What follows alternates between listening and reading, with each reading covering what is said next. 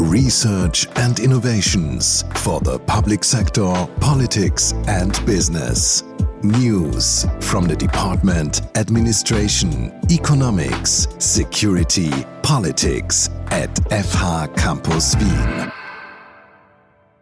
Welcome to this anniversary episode, and I would like to thank all our listeners very much who have followed the podcast up till now. In this 10th episode of our podcast on the just state in the digital era, we will talk about a topic that has come up in all our case studies in the different world regions, even though in different forms, namely opposition and resistance to the state's increasing use of digital tools and AI. From South Africa to Canada, from the Caribbean to South Korea, everywhere there are parts of the population that do not necessarily agree with how the public administration digitalizes and automates its services. As we know, governments typically claim to implement new technologies to improve efficiency and reduce costs. However, what we often seem to find are the effects of technological determinism and solutionist thinking, which means that technologies are applied either because they are regarded as the only possible way or simply because it is possible, without ever asking citizens about their needs and preferences. In fact, one of the key commonalities among all studied cases is that most people prefer personal interaction to interacting with machines, especially when it comes to asking questions about their specific case or wanting to explain their situation. Usually, when we interact with the administration, it's about something serious, so we expect a serious conversation partner who will actually be able to help us. Our study shows that for different phases or levels of digital development in public services, various forms of oppositional and resistant practices can be observed. Whereas the issue of lacking trust in government institutions is identified as a key problem in South Africa and St. Martin, citizens in Quebec, Canada, complain about coercion and dehumanization with digitalized public services. In contrast, problems in South Korea revolve around surveillance and malfunctioning human-machine interaction. Interaction between humans and machines is of course a research field that has existed for some time now. So there is a range of theoretical frameworks that illuminate the reciprocal shaping of technology and society. These different approaches agree on the understanding that modern society functions as a complex human-machine social system where machines are not merely tools but active participants in shaping social outcomes. This presumption becomes particularly prevalent in the context of citizen-state interaction, where a power imbalance is already inscribed. In a recent paper, we have argued that through digitalization and AI-driven automation, new forms of dehumanization are introduced in public administration. Research has also shown that AI-mediated interactions differ from human-human interactions, for example, in terms of emotional engagement and trust. What interests us particularly in today's episode is the body of research on resistance to digital change. Scholars have pointed out that civil society, including grassroots movements, unions, and NGOs, plays a central role in resisting AI, often countering the power asymmetries between citizens, governments, and corporations. This is also the point where our findings from the case studies in different world regions come in. Turning to our case studies now, we see that trust can be a major reason why people turn away from or do not turn towards digital services. Both in South Africa and St. Martin in the so-called Dutch Caribbean, this problem seems to be backed by a more general lack of trust in the government. Whereas certain scholars argue, for instance, that corruption can be reduced through online procedures, still the act of digitalizing services itself does not promote trust building.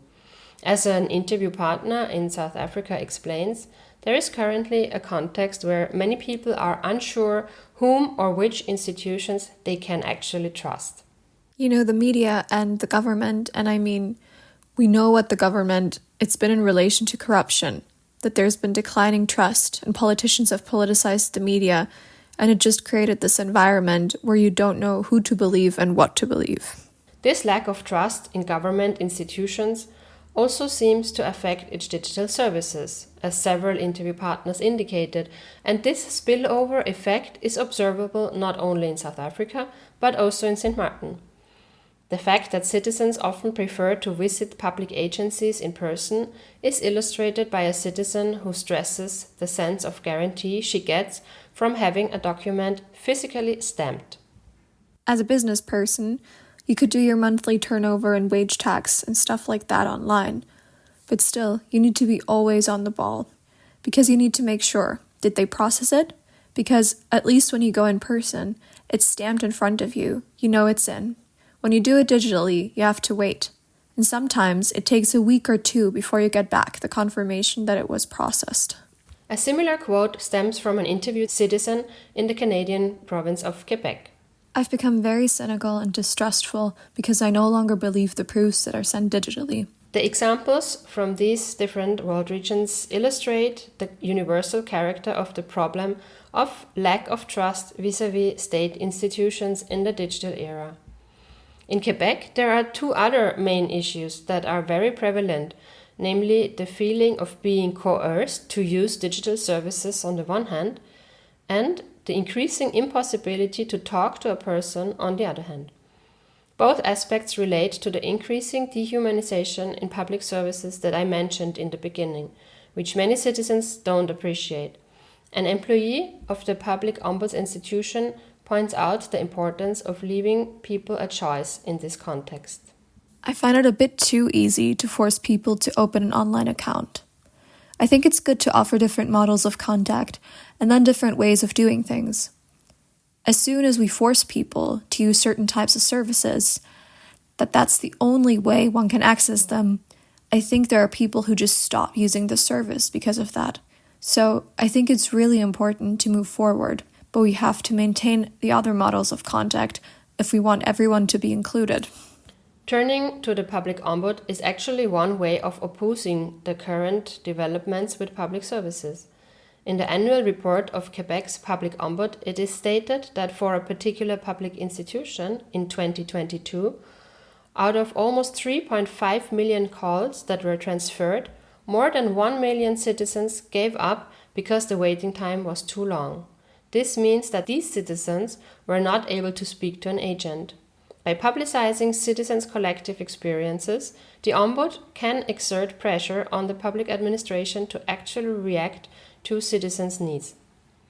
Another way of demonstrating resistance against current developments is collective action. As an interviewee from a public agency mentions, there are even interest groups in Quebec, community organizations, residents, who rightly make representations about dehumanization. So the problem is to no longer have the human character in the equation of public services. They are totally right. Yes, the citizens have to talk to someone. Whether they're talking to someone in person or on the phone, they have to talk to someone. This aspect will remain for several more years. In our last case study, South Korea, digitalization and AI in the public sector is highly advanced. But also there we find people who do not necessarily agree with the administration's practices. Interviewees have, for instance, reported on the use of AI calls as well as AI dolls, as we have already mentioned in the last episode of this podcast. Citizens have stopped using the AI doll, which was supposed to remind them of taking their medicine, for example, because it broke down or they found its appearance scary. We also explained that the so-called smart plug is increasingly applied in single households in order to monitor their movements and to detect possible accidents or incidents with the concerned person. Whereas this system is intended as a form of protection with the aim to send out help if required, in fact, not everyone is happy with that level of surveillance. So, as an interviewed administrative staff explained, some people simply pull the plug, which can be read as an act of resistance.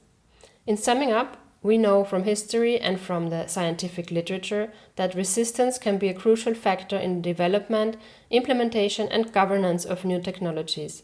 often resistance arises from legitimate concerns about social change, especially among marginalized groups. But resistance to digital change can operate at both individual and systemic levels. Researchers have explored resistance to digital services in the private sector, to digital reforms within public institutions, and to AI in general. But there are still more open questions than answers. Importantly, as we have seen, digital transformation is not simply a matter of introducing new technologies, but depends on how citizens use and respond to digital and AI services over time. Understanding digital transformation in public service thus also requires attention to context-specific factors. This is particularly important when we aim to study and compare these developments in different parts of the world. So we hope that these insights gave you some new food for thought. Thanks for listening and stay tuned. Research and Innovations, Department, Administration, Economics, Security, Politics at FH Campus Wien.